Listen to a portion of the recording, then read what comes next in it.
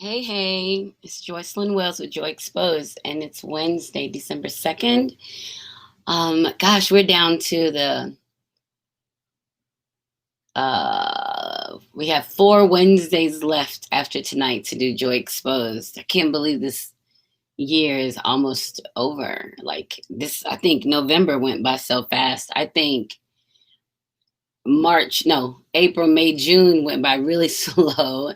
And then November was like, June went by really fast. And here we are, December, getting ready for Christmas. So this is Joycelyn Wells with Joy Exposed, and welcome. As per usual, we start with 3 cheers of joy, 3 moments of self celebration that have nothing to do with anyone else but you. See if we can play with this lighting a little bit. I don't really know what it's supposed to do. I should probably not touch anything. Yeah. Okay. So 3 moments of self celebration that have nothing to do with anybody else but you. So let me start. My first cheer of joy tonight is I have really amassed an amazing collection of lip drip.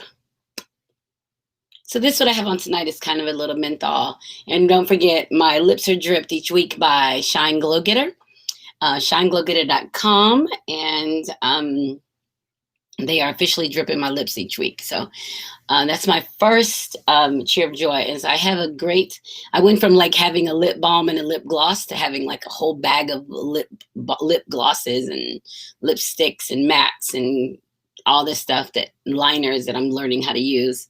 You guys know, if you go back to early joy, last year and a half, you'll be like, she ain't wearing no makeup, she ain't wearing no lipstick. But I'm trying now. I'm growing up. My second cheer of joy is that it's already Wednesday. I'm grateful that it's already Wednesday. I dreaded going back to work this week because I really needed the break for Thanksgiving break. And so when it was time to go back to work on Monday, I was like, I don't want to, but it's not so bad. So it's Wednesday already. I've got 2 more days. And then I have 2 weeks after that, and then it's Christmas break. So I'll take it. So my second cheer of joy is hump day already. My third cheer of joy is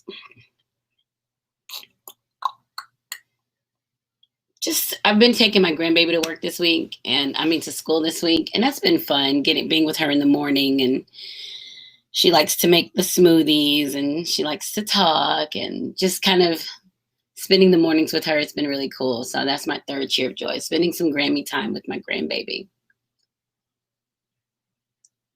So my first cheer of joy is I have amassed a great collection of lip drips.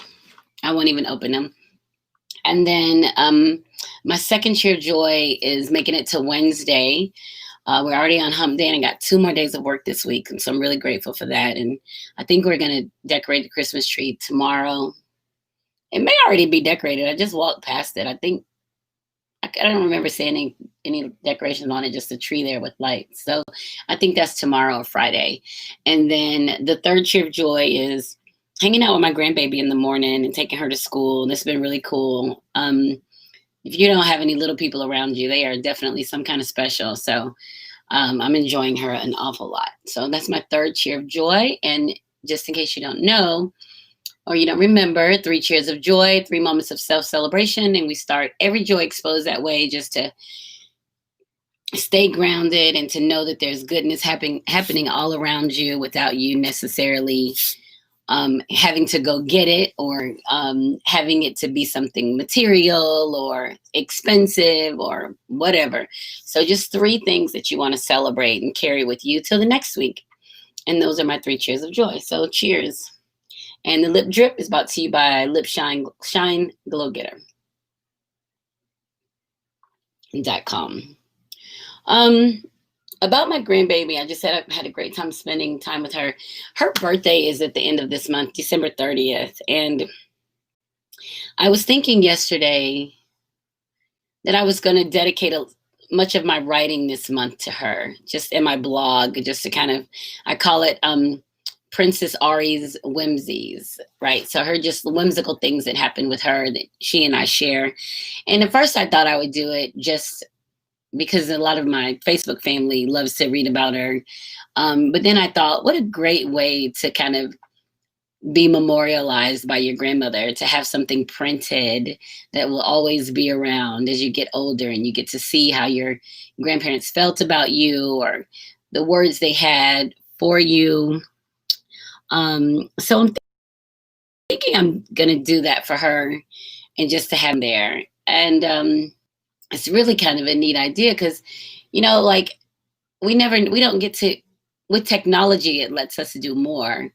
But I never got to meet my maternal grandmother. So I didn't meet her personally, but I feel like she comes to me and she spends time with me and she gives me guidance. Because she died when my mom was really young. So I never got to meet her, but I do feel a connection with her. And so me being a grandmother is important to me because I am here and I do get to meet my granddaughter and my other grandkids when we have them, that I'll get to spend time with them and just to be able to kind of time date stamp history that my grandmother wrote about me. My grandmother was a writer and she wrote about me, and just to kind of have that and just reminders that not only will they be great, but hell, their parents are great, their grandmother was great, their great grandmother was great, and their grandfather, and so that's going to be really interesting. But I do like that idea, and it wasn't. I'm kind of getting more and more comfortable with the idea of being a writer. That's been going on for a few years. And so now when I'm writing, I feel like I'm a writer. I feel like I'm telling a story. It's intentional, kind of falling into it. Things happen and I see how I would tell somebody about it, what I would write about it. And that's another thing that we have to I always remind people when they're doing bullshit to me or around me or craziness. I'm always like, hey, you remember I'm a writer, right? I'm probably going to write about this and you may not be in the best light. So that's, that's kind of my place to go to kind of put a stamp on it. This happened and this is how I felt about it. And, so we always have to, remind people that, wow, I hate to see this in the newspaper, but I think I'm going to write and send it in. It would be great for me to get published somewhere like that, some op-ed or something. Anyway, so on to Facebook post of the week. Facebook post of the week brought to you by stmspecialties.com. And we are going to get right into that. So let me see where I started. I think I got one up in front of that. Okay, I'll start with that one. Yeah, so no, okay, so I'm going to start here. Facebook post of the week brought to you by stmspecialties.com. The first one is by Katie Rowland. She lives in Jacksonville. She listens often. She said, feeling safe in someone's energy is a different type of intimacy. That feeling of peace and protection is really underrated, right? And I think that I love that because it's always hard to explain when people are saying they don't feel safe with their partner, or he doesn't make me feel safe, or he, when they say stuff like that, and I just want to tell them like, well, get the hell away from him. Because I truly believe that when you're in the presence of someone who sees you and want to take care of you, they don't have to think about making you safe. You just feel safe. You're not fretting about something. You're not worried. Their presence alone just make you feel like everything is okay. So I definitely like that one from Katie. Thank you.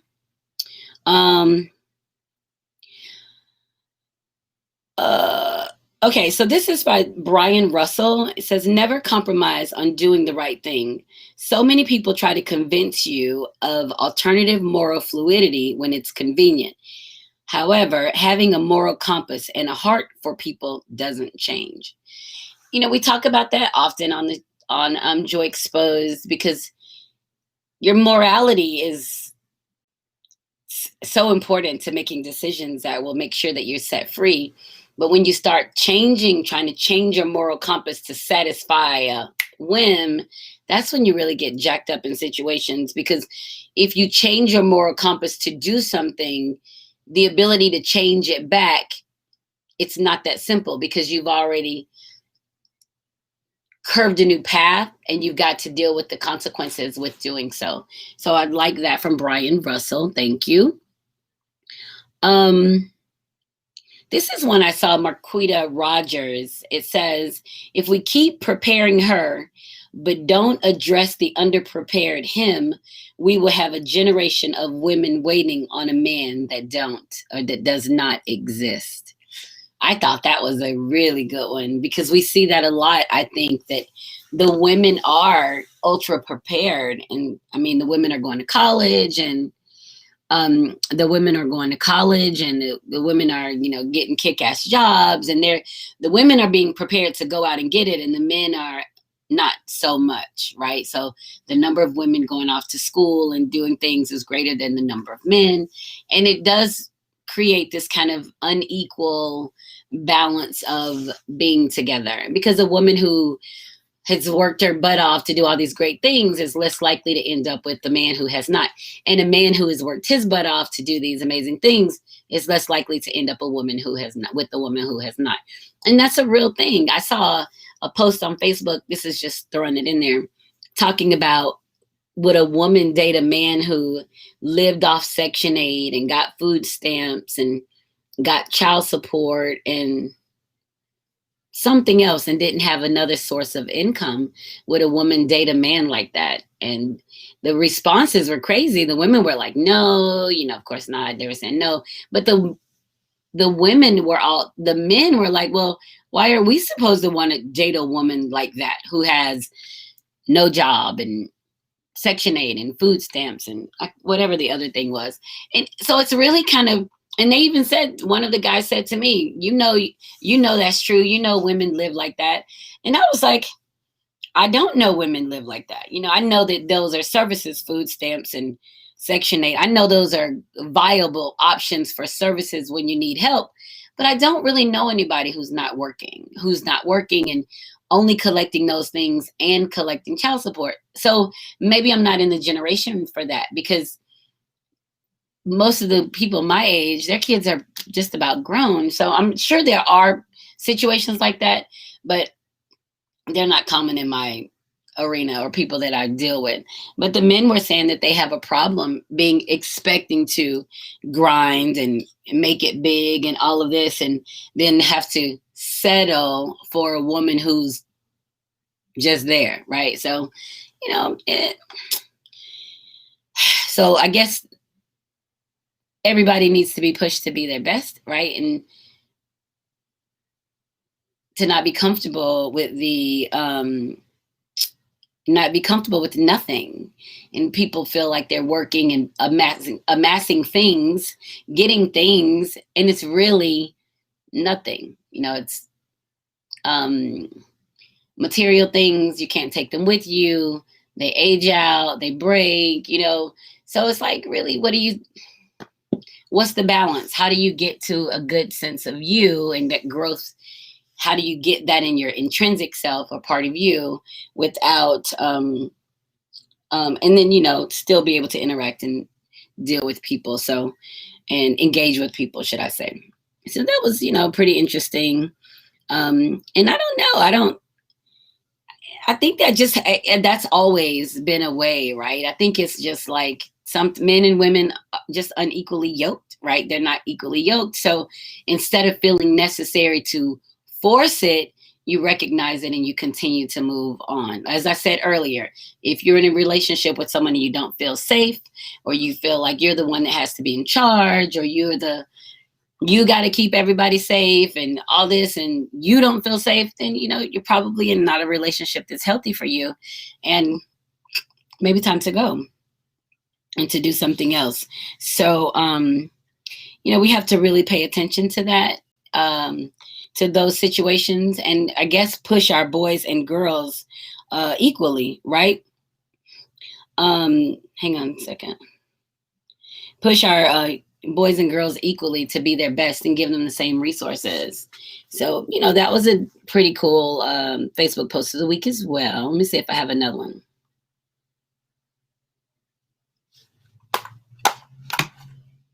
Let's see.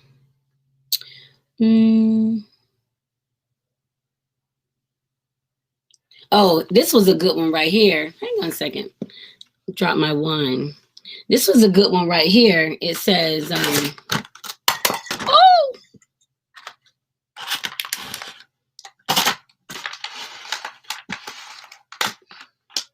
Okay. It says, your ex sends you $4,000.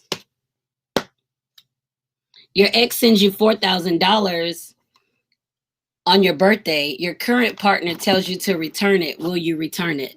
Right?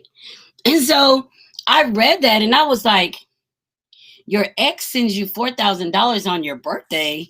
Why would your ex send you $4,000 on your birthday? Right? That was my whole thing. Was like, what the fuck? That's a problem in itself, just even having that conversation. But the problem is many people who were responding to the post were saying, I wouldn't tell my current that my ex sent me $4,000. And I was like, are y'all serious?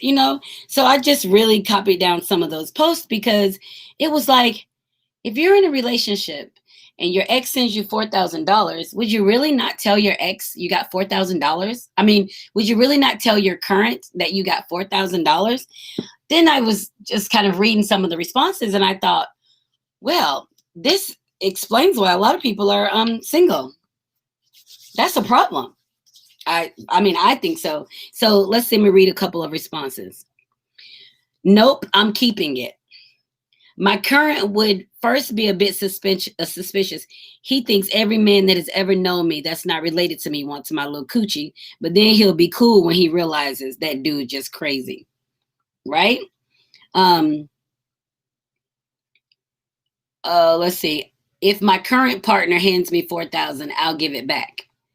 I would never tell my man no shit like that. So, I mean, I was reading the responses and I'm thinking like, this is a tough place to be relationship wise. If you're in a relationship and you are keeping some secrets away from your partner, especially when it comes to exes, like you're entertaining the whims of your exes and that's supposed to be okay. So I was like, that's crazy. So I was like, if my ex wouldn't give me anything, like, cause I wouldn't take it. So, and I would tell my current about it if my ex tried to give me some money or if he offered me something, hell, even some perfume, anything for my birthday, I would be like, hey babe, such and such and such. I'm not, cause that just, you don't breed deception and greed into your relationship. And then you wonder why you're not happy in your relationship. Like, nah, I'm not going to do it. So I read a lot of those responses and I was like, oh, okay, there you go.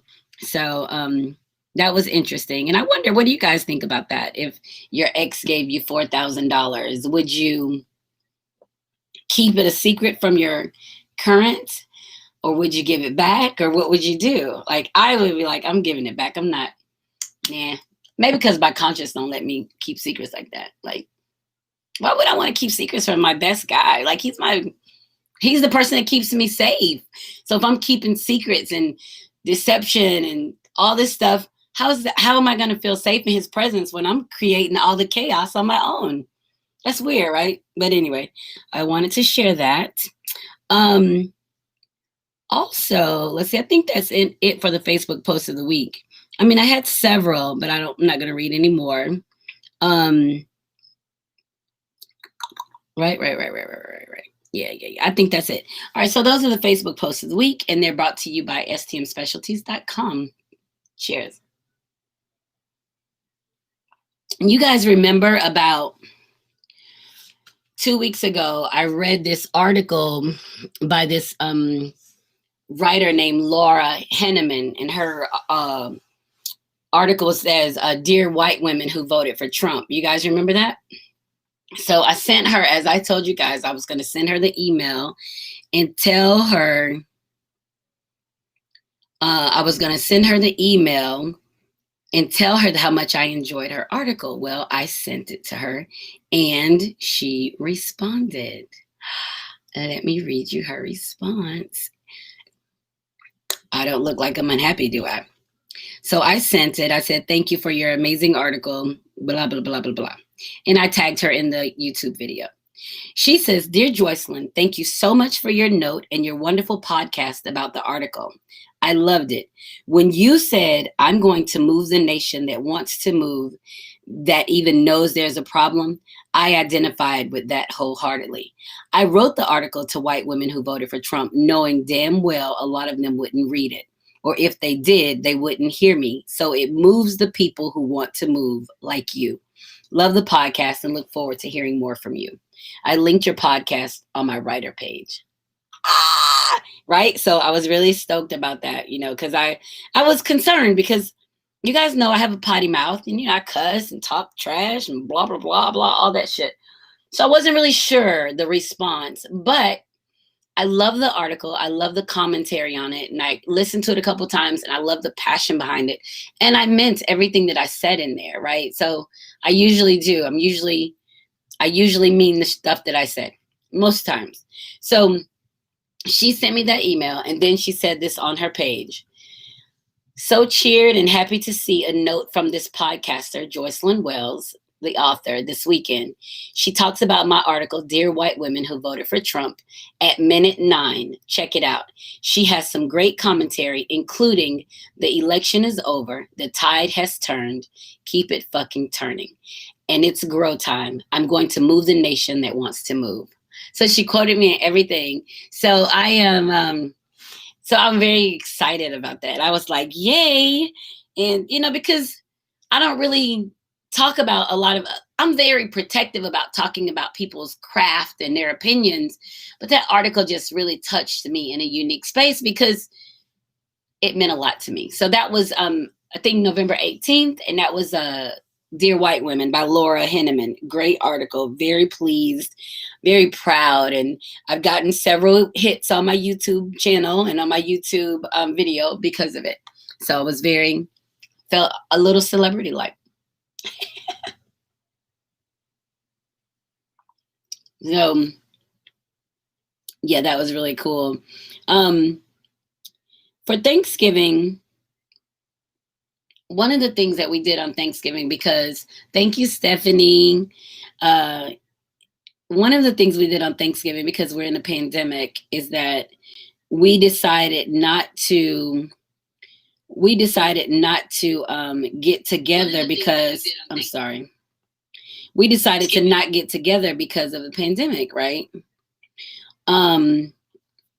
So we did a Zoom on Thanksgiving night. Me and my mom, my sister, my nieces, my daughters, my son, my uncle, my cousin, his wife, his kids, one of my older cousins and his son. So it was several of us on the Zoom call and we all stayed on it for about an hour, right? And we had a good time. So we live between here and Georgia. We don't live, and my uncle lives in Texas, but we have a small family. Like we literally have a small family. My grandparents had 3 kids, right? So they had 4, but my older uncle died when I was really little. So they have 4 kids. So that means my mom had 2 kids. My Aunt Carolyn had 1. My Uncle William had 0. And then my Uncle Walter had 4, 3 boys and a girl. So at this point, we have a small family. And so us getting together on the Zoom call is just really neat because like my kids hadn't met my cousin Tony's kids and they're all grown like now. So, or they haven't been around each other since they were little. So we sat and we talked and we did introductions and what we're thankful for. We had a good time doing that. And then the other families start getting off because my daughter was like, what do you mean we're getting off? I thought we were going to party. It's my daughter. So the party is real. And so I was like, well, I just didn't want to hold everybody. It's Thanksgiving. We don't really know what their plans are. So as it turns out, everybody got off the call except my mom, me and my sister, our kids. Right. So we stayed on the call and we probably stayed on till like 10 o'clock. laughing and talking. And it's funny seeing the little kids are now adults, and, they're talking and their mouth is loose. They might cuss a little bit, and they got cocktails, and, so it's really cool, and my mom was just sitting like, she's so proud. Like, it's her family, and she's in Jacksonville by herself for Thanksgiving, and she cooked her little crab boil, and, was just hanging out, and it was just really good. So by the time we got off the phone for Thanksgiving, we decided we're going to do a Christmas Zoom, right? So we're going to do a Christmas Zoom, and we're going to do Secret Santa. So we pulled names. We included Faceless Love and Joya's fiance, and so they're included in there, and so I drew the name, so everybody has a name now, and we have to buy the gift and mail it to where it's going, so we can get together Christmas Eve at 6, and we're going to play games and have cocktails, and just to stay connected. And I love it because my mom has not been afraid of the technology. I think early on in the pandemic, we started trying to get her on the Zoom call, and, just trying to get her to use it a little more. And, we got to think, the baby boomer generation, they're hesitant about the technology because it's real, right? So, but she's on, and she'll get on the Zoom call, and if her volume goes out, she'll switch to another device. And so I'm really proud of her for just kind of staying on it. Now, my sister, who's younger than me, is terrified of whatever technology. She's only going to use it for work. But we got her on Zoom back in, I guess it was March. We had to teach her how to use it because we couldn't get Kinsley to do her schoolwork when they first went on distance learning. So it was kind of interesting, but the Zoom call was nice. The plan for Christmas is nice. And we even decided we were going to adopt some mystery children. My brother Chris is my dad's son. He works as a guidance counselor at elementary school up in Rome. And I guess I should share the page on my Facebook. But they have a tree where the kids, and I think it's probably a Title I school, so they have a high percentage of free lunch, and they're always trying to do things to make sure the kids have adequate clothing. I think last year they had a coat drive, and every child got a brand new coat. And this year they have a Christmas tree where you can take a card and the kids write what they want on it. And I told him, give me 2, and my family, we are adopting 2 kids. So we got a little boy and we got a little girl. And the little boy, we were all like, our poor little hearts were so unhappy because all he wrote on his was, I just want some school clothes. And, for people who haven't had to want, for people who haven't had to want, it just really touched all of us. We were like, school clothes? Like, wait, what? So we're all just kind of putting in some money to get the school clothes and probably a couple toys and underwear, socks, shoes. We're going to send him something, just to kind of get him through the winter, because he's in North Georgia. So his winter will definitely last longer than my winter for sure. But so we're going to make sure we get him some good stuff. And then the little girl, she wants she's 7 years old, I think. And she wants the LOL doll and the baby doll and the stroller. So she's got toys that she wants. And so we're going to put her together a box with some toys and stuff and send that. And really excited about it. And everybody thought it was a good idea, because I thought, I sent it. We have a group text, and I sent it and said, well, hey, I hope you guys don't mind. I volunteered us to adopt 2 children. And I put the cards in there and everybody could read them. And told we're going to all donate $20, 10 for each child. And that way we could at least do $100 on each child or more. If you donate more, if you give more, that we can. And so that was really cool. So today, my sister Destiny and I sat up on oldnavy.com and went shopping for the little boy. So we got him clothes. We're having him shipped to my brother's house so he can give them to him. And we got to shop for the little girl probably this weekend and just kind of put her some stuff together. So it's going to be really cool. And it makes me feel very good, for one, that I want to, and 2, that I'm able to, right? So, and that it just felt right for me. I mean, I can't even say it any other way. It just felt right for me. So we're doing that. And then, so that's what we're doing, my mom's family and her children and grandchildren. So we're adopting 2 kids. And then I talked to Faceless Love and his daughter. And then she and we haven't really had like a community service or one-on-one thing that we did just together because I'm new to the family, I'm new to her, and now we're going to adopt a child together too. So she and I will probably talk about that and figure out what we're going to buy. It's a little girl. Talk about what we're going to buy. And I was very pleased that she was interested in doing it. And Faceless Love was like, well, I don't know if she's going to be interested. He's like, I'll ask her.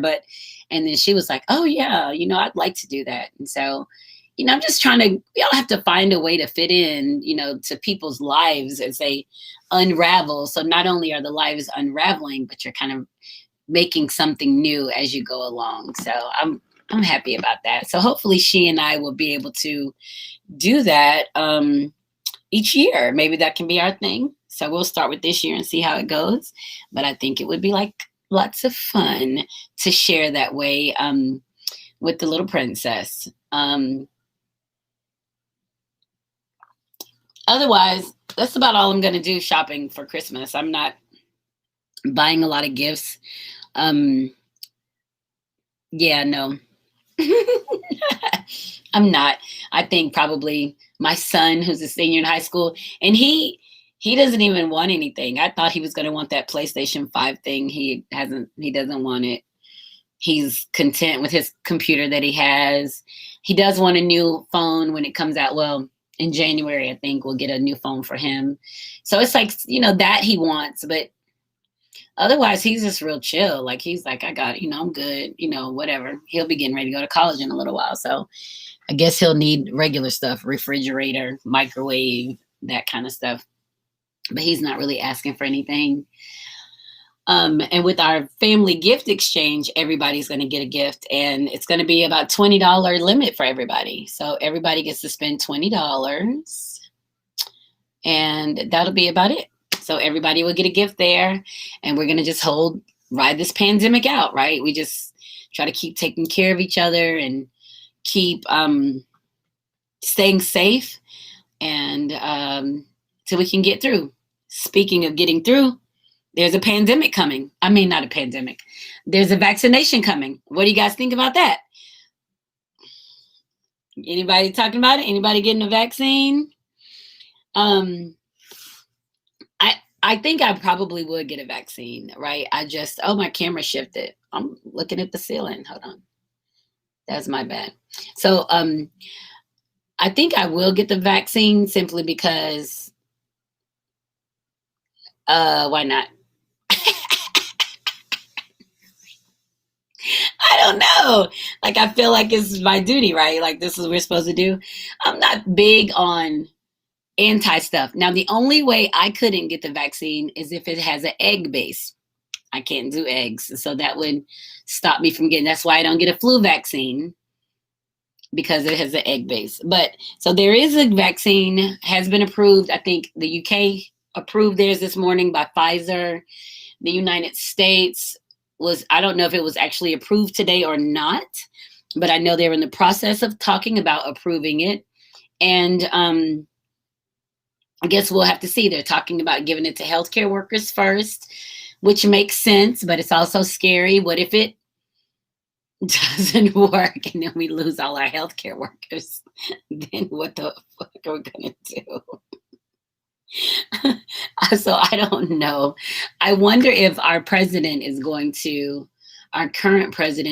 to try to do some pomp and circumstance, like he had something to do with this, or to take credit for it, or, this kind of Hail Mary last minute effort of trying to, I don't know, whatever he does. You guys know he's crazy, but I wonder what his thing's gonna be.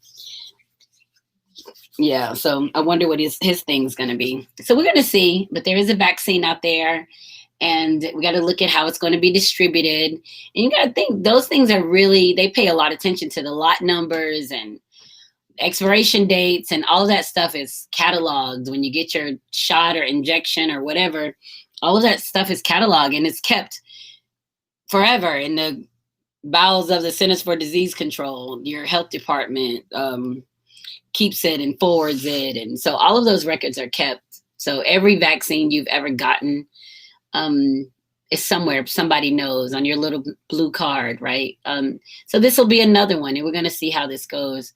But I think some jobs require their employees to have certain vaccines and to stay up on that. So, with those, people will have to choose if they're going to continue to work or not continue to work or whatever. But for me, I'm open to it. I mean, why not? As long as I can, as long as I can take it without, as long as there's not any eggs in it.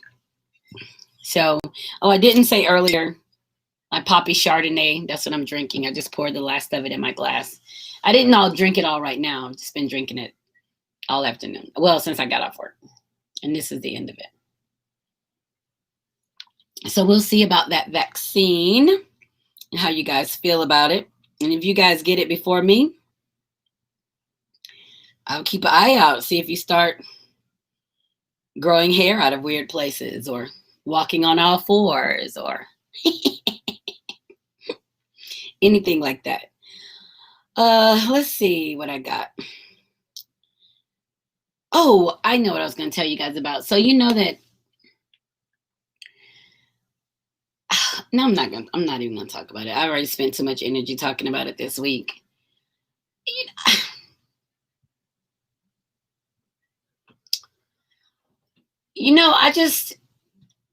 I'm very passionate about what I do. I'll say that. Like, where I choose to spend my time and where my gift, and I'm very passionate about it. So in those situations, I have a hard time when somebody's trying to blow smoke up my butt about it. I'm like, well, this doesn't even make sense. What are you talking about? And we have that, that happens occasionally at work. And I really have learned how to tune stuff out. I literally stay in my lane. I'm not very sociable at work. I've probably socialized more this year than I have in past years. And it could be because I'm leaving. And so my sense of staying disconnected is less this year. And we have some really cool new teachers that have come on board, and they're fun to talk to. So I'm having a good time talking and sharing. And we don't have a lot of kids because of the pandemic. So, but usually I go, I eat lunch, I talk to a couple teachers. Me and the same teachers have been eating lunch together for 4 years. So I go have lunch, 30 minutes, we leave, right? That's the extent of my social time. And I think it's presented as a problem in the past because people would take it to mean that maybe I had an attitude or I was stuck up or I was mean or whatever. But, I just didn't want to get caught. And when you have this kind of discerning spirit, when things don't feel right. Well, I know when things don't feel right to me. So I'm not going to subject myself to a place that's uncomfortable just for the sake of being in it. I leave. So we were talking about it today, and I said, well, I just have a hard time carrying the energy with me. Like, sometimes people's energy is just too much. And I find myself carrying it. Well, I did in the past. I don't anymore. And you know what? It had nothing to do with me. So I let that shit go. And the teacher that I was talking to was like, really? Too much? I said, yes. A lot of stuff doesn't have anything to do with me. And I just don't subject myself to it just because. So I was like, that probably sounds really weird. And one of the other colleagues was like saying I was a hippie. It's too heavy, dude. It's heavy, He said, you sound like a hippie or like you've been here before. But that's kind of my protective mechanism, right? It's kind of like I have work to do and I can't afford to be caught and weighed down with the burden of someone else. I'm very cautious about that. I'm very aware of it. And if those of you here who deal with me on a regular basis, you guys know I don't spend a lot of time processing arguments, disagreements, ideas. I don't spend a lot of time processing. I'm kind of a get in and get out kind of person, right? Even having conversations with my faceless love about say, things that happen, we just have it. It's pretty quick. There's never a I'm mad or he's mad and we're this and that. It's not anything like that. It's just like, okay, it's over. Let's keep moving. I'll laugh it off and keep going. But it keeps me light because I've been so burdened before. I've been so bogged down with stuff around me that has nothing to do with me. And not that anybody gave it to me, I went and took it. My children had stuff that they were doing, I took it and I tried to own it and control it. Girlfriends, boyfriends, my ex-husband, they had stuff going on. I took it to try to solve it. Like I took it to try to manage it for them, or I took it, and that shit, it weighs on you. It doesn't weigh on them. It weighs on you. So when I had a problem or I had something going on, no one came to take my problem to solve it. I had to solve my problem too. So when my ex-boyfriend was arguing with his mom or his brother or his sister or his what, I'm all in it trying to figure out what the argument is and try to, and that shit ain't had nothing to do with me. Fuck, they're probably still arguing today. Who gives a shit? But I just felt like I could, and then I realized that ain't got nothing to do with you. Leave it alone. Like it has nothing to do with you. And you just kind of start shutting it down. And that's exactly how I am at work, in meetings, in conversations. And sometimes I probably look like I zone off because I'm literally thinking like, saying got nothing to do with me. And unless somebody asks me specifically to do something, I'm not volunteering to do it. Unless it's for the children. If it's something for the kids, I'm all over it. But if it's just I'll do that. Mm-mm. I've been that person before, and I'm the one that's carrying the burden of I got something else to do, so I don't do it anymore. And I was trying to explain that today that it helps me to stay light. It helps me to stay, what is it? Amble. Like I can amble along my journey. It just allows my thoughts to flow freely and for me to be aware of me and the gifts that are coming for me because I'm not bogged down with everybody else's shit. Yeah, and it seems really crazy and simple, but it's true. So when people are arguing and they got stuff going on, if that shit ain't got nothing to do with you, let it go. Unless they specifically ask you. And as my kids, so when my kids have stuff going on, I don't get caught up in their shit either. I'll tell them straight to the side, like, hey, this is a grown-up moment. I'm telling you this in a grown-up moment. This is a woman moment. This is a adult woman talking to an adult man, to my son. I'm not arguing with you. I really, you do what you want to fucking do. But listen, as the parent, I'm saying here is some adult rule shit that's important to you. So I ain't gonna, you do it if you want to. That's on you. Your choice, your consequence. I stand by that. So I don't try to get in when my daughters are fighting with each other.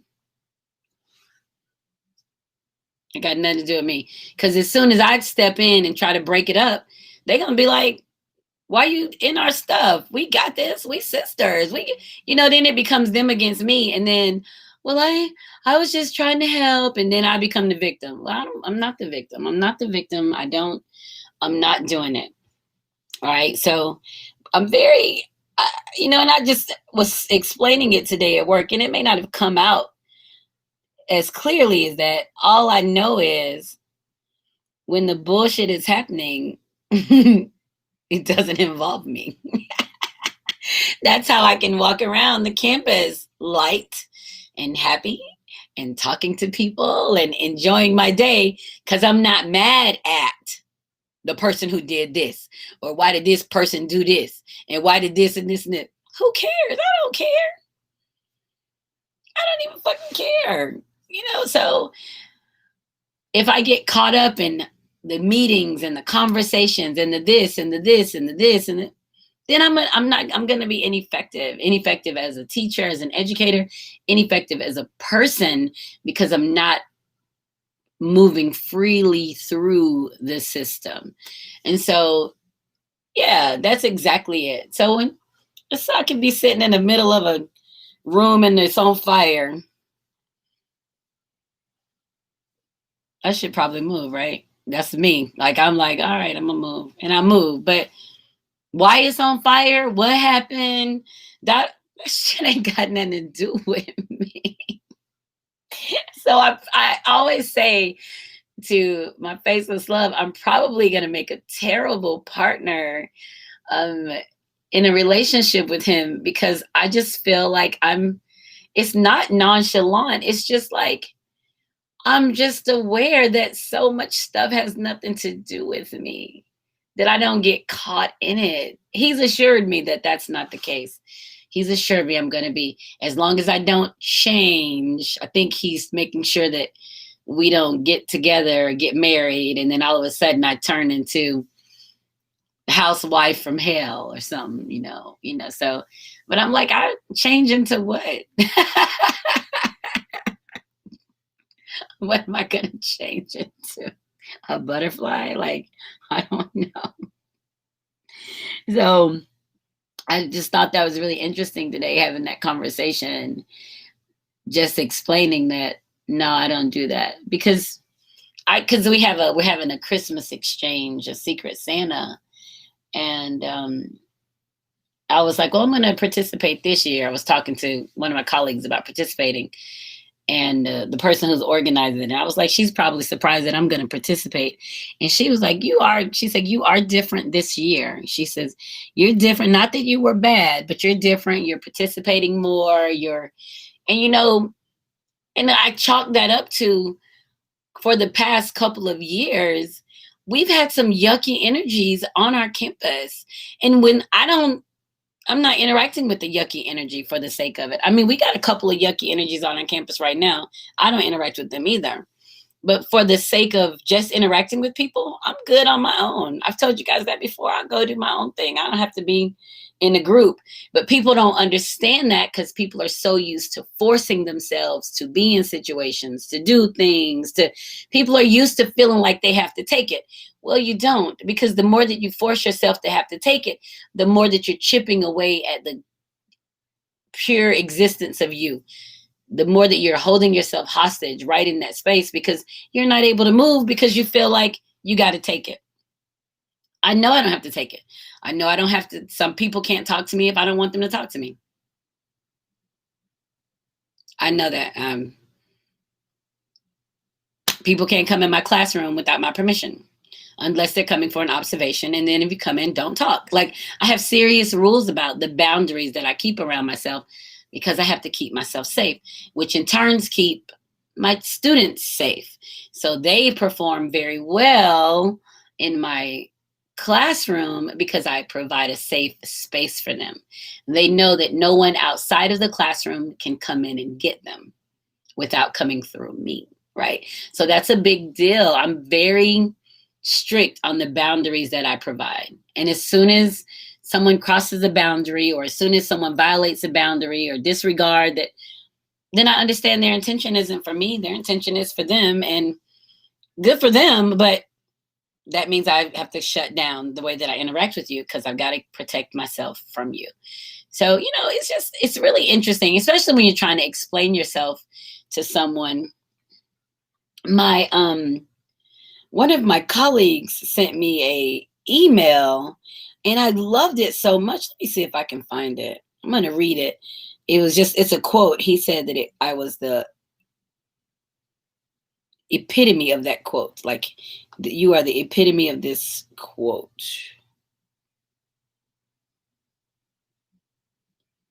Let me see if I can find it. And it's not an uncommon quote. It's by Marianne Williamson. And I heard it before, but he sent it to me, and I thought that was really nice of him.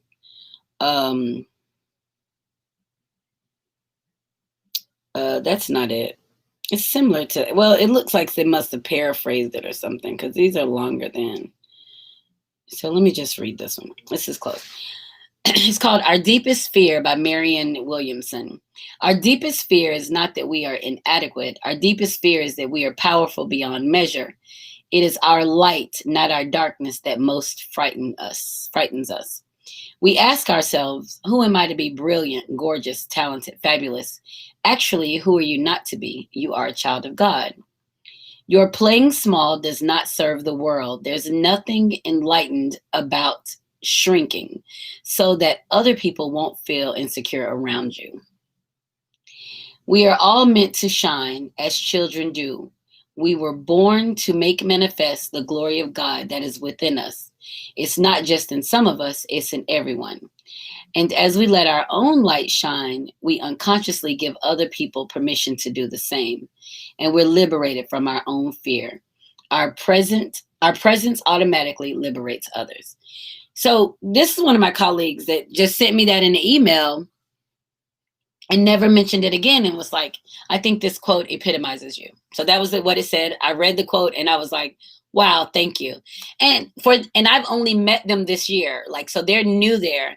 And I thought, wow, now this is someone that understands me and I understand him too. So we sit and talk, me at lunch, we sit and talk, and it's just, he is a good conversationalist and he is a good addition to our campus. But I love the fact that he can see goodness. He feels goodness. And I appreciate that, so, and that those kind of things make me understand that continue to set the boundaries, continue to be free, continue to move because people can see your light and it allows them to grow as well. And yeah, so that's really cool. And when Faceless Love came to school last week. Oh, Faceless Love came to school last week. We all set up talking as we had Thanksgiving lunch together. Me, him, and the other teachers. Me and Faceless Love and the other teachers. And Faceless Love comes to the campus a couple times a year, maybe more sometimes. And so this was his regular time to come. And we just sat there and talked. And I love that. I love that I could just sit there and talk to all of them and just completely be myself and understood and appreciated and respected. And they understand how much this man is my man. And he is just so amazing. And everybody understands that. And there's no bullshit. There's no nothing. Because I go to work every day and I maintain my boundaries of keeping myself safe and not allowing anybody to come in my space and not getting in anybody else's space. And those are huge lessons. Like, those are huge lessons. Like, we don't want to violate anybody's space. We don't want to take over. We don't want to take over, anybody's space. I can't control you. You can't control me, all of those things. And we just have to be ourselves and be accepting of it. And that means a lot to me. That really means a lot to me. And I hope that I can continue to live my life this way without worry, just to live free. And that's exactly where I am. I maintain that. I'm going to be free, and I'm going to work every day to get to that place of freedom. So we, speaking of freedom, my podcast is available in so many places for free. YouTube, subscribe. That's what I want for Christmas. Subscribe to my YouTube channel. You can download it everywhere, anywhere that you can find your podcast: iTunes, Google Play, Spotify, Pandora, iHeartRadio. So download the Joy Exposed podcast and listen to some of the past episodes. If you haven't heard the episode with Laura Henneman, that is a hot episode. Like, that is fired up hot. And we got to figure out how we're going to get through the rest of December. We have 4 weeks left to the end of the year. We have 3 before we get to Christmas. And then we have 1 right before the new year. So we're going to wrap December up. We've gone through a whole complete year. And I'm I'm very pleased and very proud of Joy Exposed. I'm proud of the growth that I have that's happened with me. I'm proud of the audience that tunes in and wants to listen, and people who are downloading. That makes me feel so good. And once I get moved and relocated, then I'm going to have to put something together for my Joy Exposed family, right? So we can do something, and so I can celebrate all of you for just giving me the energy and the support to move forward and to move on. So I'm so happy about that. You guys don't even know. Like, I'm really very happy about that. So what else? I think that's about it. We're gonna wrap up tonight. It's 10 o'clock. It's 9:57. So we're gonna wrap up. Yeah, I think we're done. I'm like, what else? Do I want to talk about something else? I got 3 minutes. And I don't. So, and I'm not gonna force anything. We've got to figure out the rest of the month, the next 4 weeks. What are we going to talk about? We had some good talks about relationships. I'm going to bring some of that stuff back. And people I think reading that Facebook post about telling your partner about the $4,000, those responses just let me know how many people are not ready to be. They're not even really ready to be in a relationship with themselves. If you have stuff that you're keeping secret for the sake of something to not mess with, you're not even ready to be in a relationship with yourself, right? So these are the things that make you back up and say, wow, like, okay, let me get another angle. That was definitely one for me, because I feel like people are ready, and it's so many people that are not. But anyway, it's just another day, right? How many years do I have to fill this moving nation of 1 million people? So it's 10 o'clock. It's 9:58. It's Joycelyn Wells with Joy Exposed. And remember, when joy is exposed, everything just feels better. Mwah. See you guys next week. Bye. There we go.